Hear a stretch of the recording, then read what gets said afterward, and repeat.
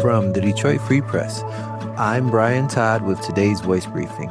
It's Monday, March 23rd, 2026. This is Natalie Davies with the Detroit Free Press. People gathered at Grand Circus Park in downtown Detroit for an informational picket to raise awareness for the fuel shortage in Cuba and call for an end to the U.S. energy blockade of Cuba. Protesters represented a variety of groups, including Michigan Action for Cuba Committee, Freedom Road Socialist Organization, Detroit Anti-War Committee, and more. Protesters waved miniature Cuban flags and held signs in support of the country. In January, U.S. President Donald Trump signed an executive order to impose tariffs on countries that send oil to Cuba, saying Communist Cuba's policies and actions pose a, quote, unusual and extraordinary threat, unquote. As the country runs on less fuel than usual, people there are experiencing power outages. CNN reported thousands of people are waiting for medical surgeries and that trash is accumulating on some streets because garbage trucks don't have the fuel to collect it.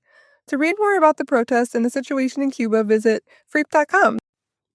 I'm Adrienne Roberts, reporting for the Detroit Free Press. Lost and found vintage owner Tommy Dorr never thought he'd move his shop to Birmingham.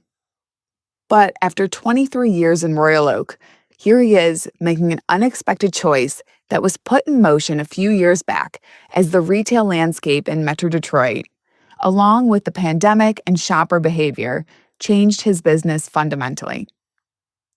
Dorr has operated the eclectic shop in his current location on South Washington Avenue, online, and in showrooms in Los Angeles and New York, as anchor stores have moved out of Royal Oak.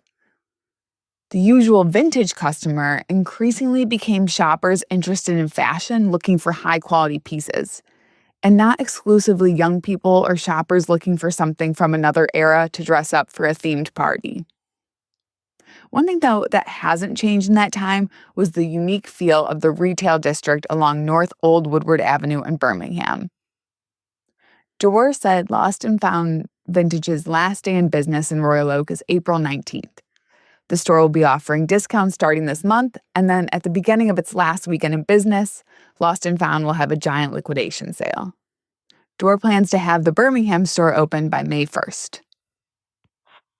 Hey, Free Press, I'm Kristen Sheamus with a story about a Michigan man who became the first in the state to undergo commercial gene therapy treatment for sickle cell disease. Shantez Sanford Jr. was born with a blood disorder that affects the shape of red blood cells, making them crescent or sickle-shaped.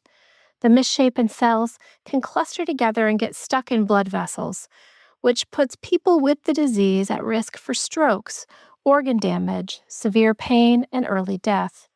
Sanford, who is 24 and lives in Southfield, suffered from those complications himself.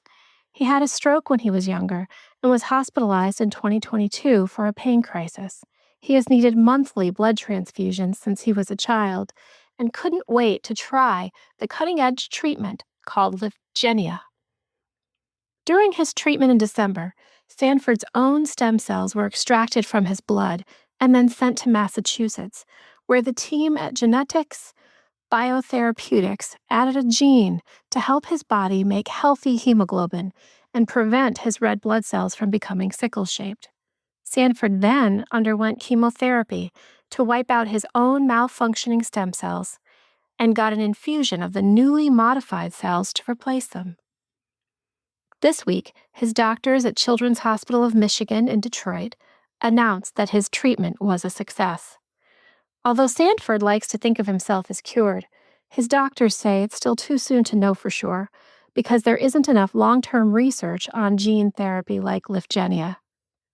To learn more about his story, go to freep.com. Find more from the Detroit Free Press on freep.com. That's FREEP.com.